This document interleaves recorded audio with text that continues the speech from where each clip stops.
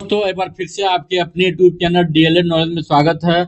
हम इस वीडियो में डीएलएड थर्ड सेमेस्टर के प्रथम प्रश्न पत्र शैक्षिक मूल्यांकन क्रियात्मक शोध एवं नवाचार का पार्ट सेकेंड लेकर आए हुए हैं, जो परीक्षा के दृष्टिकोण से बहुत ही आवश्यक है। चलिए चलते हैं पहले क्वेश्चन की तरफ। हमारा पहला क्वेश्चन है कि भावात्मक पक्ष का संबंध होता किससे होता है। इसका जो सही जवाब हो जाएगा ऑप्शन नंबर द सभी से हो जाएगा। आगे बढ़ते हैं।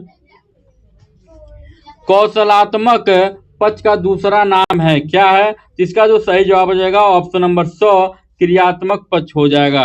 आगे क्वेश्चन है कि क्रियात्मक पक्ष के कितने स्तर होते हैं। जिसका जो सही जवाब हो जाएगा ऑप्शन नंबर 100 6 स्तर होते हैं।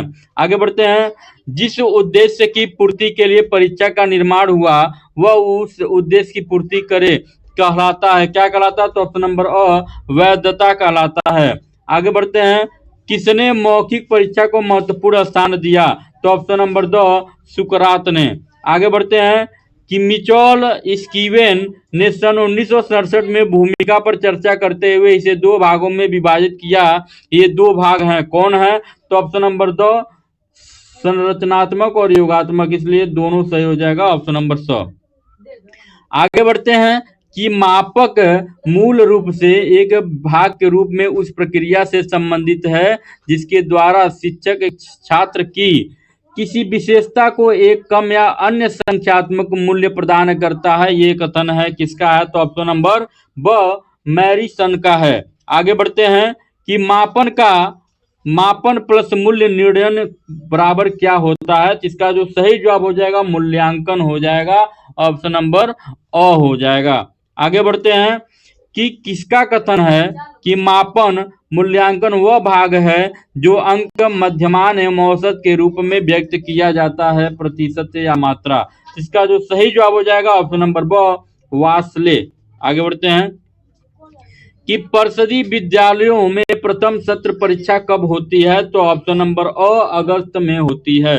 आगे बढ़ते हैं कि द्वितीय सन परीक्षा परिषदीय विद्यालयों में कब निर्धारित किया गया है। तो ऑप्शन नंबर ब दिसंबर में। आगे बढ़ते हैं कि निदान शब्द का प्रयोग किसके लिए किया जाता है। तो ऑप्शन नंबर अ मापन के लिए किया जाता है। आगे बढ़ते हैं। शैक्षिक नवाचार के अंतर्गत आते हैं, क्या आते हैं? तो ऑप्शन नंबर 2 ये सभी हो जाएंगे। ठीक है। आगे बढ़ते हैं कि मूल्यांकन के उद्देश्य हैं, क्या है? तो ऑप्शन नंबर 2 ये सभी हो जाएंगे। ठीक है, ये सभी मूल्यांकन के उद्देश्य हो जाएंगे। आगे बढ़ते हैं। मूल्यांकन की विशेषताएं हैं, क्या विशेषताएं हैं? तो ये सभी हो जाएगा। सतत चलने वाली प्रक्रिया, गुणों का मापन, शिक्षण प्रक्रिया गतिशील बनती है, इसलिए ऑप्शन नंबर 2 सही हो जाएगा। आगे बढ़ते हैं कि बच्चों के सर्वांगीण विकास की शिक्षाविदों ने 3 यच संकेत, इसमें यच का मतलब क्या होता है? तो option number a head heart hand हो जाएगा। आगे बढ़ते हैं। ब्लूम के अनुसार शैक्षिक उद्देश्य का क्रम क्या है? तो ऑप्शन नंबर 2 हो जाएगा, ज्ञान का बोध कौशल अनुप्रयोग। आगे बढ़ते हैं कि किसका कथन है प्रत्येक वस्तु जो जरा भी सत्ता रखती है, किसी न किसी परिणाम में सत्ता रखती है, मापने योग्य है। इसका जो सही जवाब हो जाएगा ऑप्शन नंबर ब थॉर्नडाइक का। आगे बढ़ते हैं। जब कोई व्यक्ति परंपरागत तौर तरीके से हटकर नए ढंग से कार्य करता है तो वह कहलाता है, क्या कहलाता है? ऑप्शन नंबर ब नवाचार कहलाता है। आगे बढ़ते हैं। नवाचार एक ऐसा विचार है जिसकी प्रत्येक व्यक्ति नवीन विचार के रूप में करें, यह कथन किसका है? तो ऑप्शन नंबर अ E.M. रोजर्स का है। आगे बढ़ते हैं। नवाचार एक ऐसा विचार है, व्यवहार है अथवा वस्तु है जो नवीन और वर्तमान स्वरूप से गुणात्मक दृष्टि से भिन्न है, यह कथन किसका है? तो ऑप्शन नंबर ब वारनेट का हो जाएगा।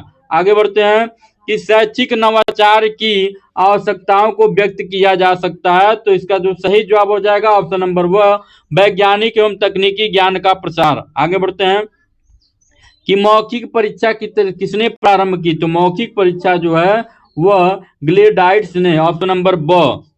आगे बढ़ते हैं कि शैक्षिक क्षेत्र में क्रियात्मक अनुसंधान का प्रयोग किया था, किसने किया था? तो ऑप्शन नंबर अ स्टीफन एवं कोरे ने किया था। आगे बढ़ते हैं। कार्य क्षेत्र से संबंधित समस्या के कारणों को जानने और समस्या हल किए जाने वाले शोध कहलाता है, तो ऑप्शन नंबर ब क्रियात्मक शोध कहलाता है। आगे बढ़ते हैं कि शैक्षिक उद्देश्यों के अनुसार प्रश्नों के पक्ष होते हैं तो कितने होते हैं, तो 4 होते हैं, ऑप्शन नंबर 2।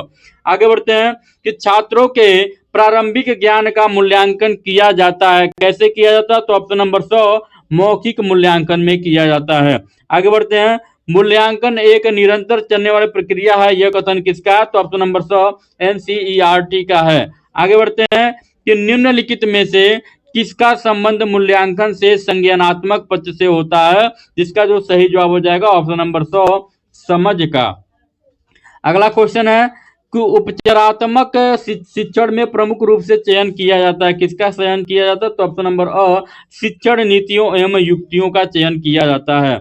आगे बढ़ते हैं, प्रार्थना स्थल की गतिविधियों में मुख्य नवाचार क्या होता है, तो ऑप्शन नंबर 100 अ एवं ब दोनों, ड्रम और संगीत। ठीक है।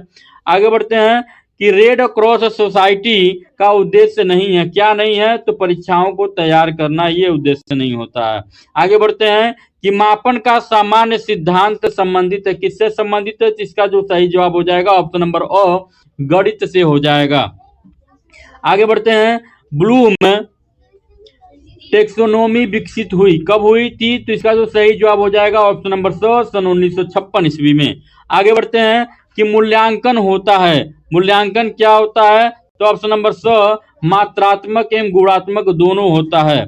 आगे बढ़ते हैं कि मूल्यांकन प्रक्रिया के सोपान है, कौन सोपान है, तो ये सभी शिक्षण, सीखने, व्यवहार, इसलिए ऑप्शन नंबर 2 सही हो जाएगा। आगे बढ़ते हैं कि मूल्यांकन वह प्रक्रिया है जिसके द्वारा शिक्षक एवं छात्र यह निर्णय करते हैं कि शिक्षण लक्ष्यों को प्राप्त किया जा रहा है या नहीं, यह कथन है किसका है, तो ऑप्शन नंबर 100 क्रानबैक का है। आगे बढ़ते हैं कि प्रायोगिक मूल्यांकन होता है, कैसा होता है, तो ऑप्शन नंबर अ विज्ञान, भूगोल व कृषि में होता है। अगला क्वेश्चन है कि शिक्षण अधिगम प्रक्रिया में नवाचार है, क्या है, तो ऑप्शन नंबर 2 ये सभी हो जाएगा। ठीक है। आगे बढ़ते हैं कि ब्लूप्रिंट क्या होता है, तो ब्लूप्रिंट जो है प्रश्न पत्र की आधारशिला है, ऑप्शन नंबर अ। आगे बढ़ते हैं, क्रियात्मक शोध का मूल आधार होता है, तो क्या होता है, तो ऑप्शन नंबर ब समस्या भी हमारा, हल भी हमारा। ठीक है। आगे बढ़ते हैं कि बचाव निदान का उच्चतम स्तर है, यह कथन किसका है, तो यह कथन जो है टीपी नन का, ऑप्शन नंबर अ हो जाएगा।